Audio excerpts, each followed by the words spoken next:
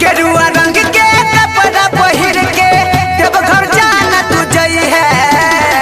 गेरुआ रंग के कपड़ा पहिर के देवघर जाना तू जई है। भोला बाबा के जल चढ़ा के खजान हमारा तो फोन करी है। भोले बाबा के जल चढ़ा के खजान हमारा तो फोन करी है। गेरुआ रंग के कपड़ा पहिर के देवघर जाना तू जई है। भोला बाबा के जल चढ़ा के खजान हमारा तो फोन करी है। भोले बाबा के जल चढ़ा के खजान हमारा तो फोन करी है। बुझली गे बोला बोला देवघर वाले बाबा की। भोले बाबा के जल चढ़ा के खजान हमारा तो फोन करी है। बुझली गे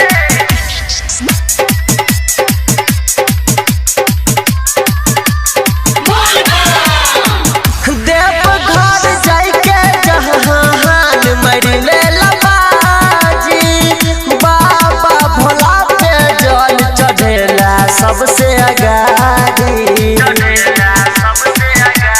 हो देवघर जाके जान मरले लबाजी बाबा भोला पे जल चढ़ैला सबसे आगाड़ी।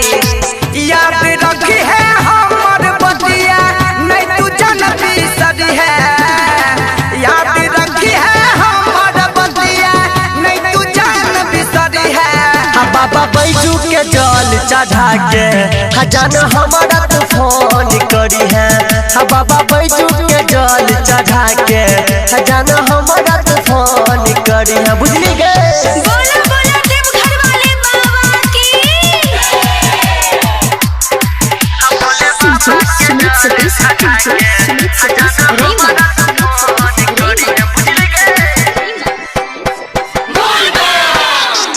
बेल के पतैया से पूजा है के करी है।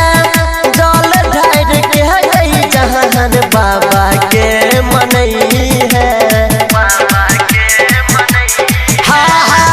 बेल के पतैया से पूजा है करी है। जल ढार के गई जान बाबा के मनई है। भारती सरोज मुकेश सतेंद्र के साथे जाने लजई है। भारती सरोज मुकेश सतेंद्र के साथे जाने लजई है। महाकाल के जल चढ़ा के खजान हमारा तो फोन करी है। महाकाल के जल चढ़ा के खजान हमारा तो फोन करी है। गेरुआ रंग के कपड़ा पहिर के देवघर जाना तू जई है। भोला बाबा के जल चढ़ा के खजान हमारा तो फोन करी है। भोले बाबा के जल चढ़ा के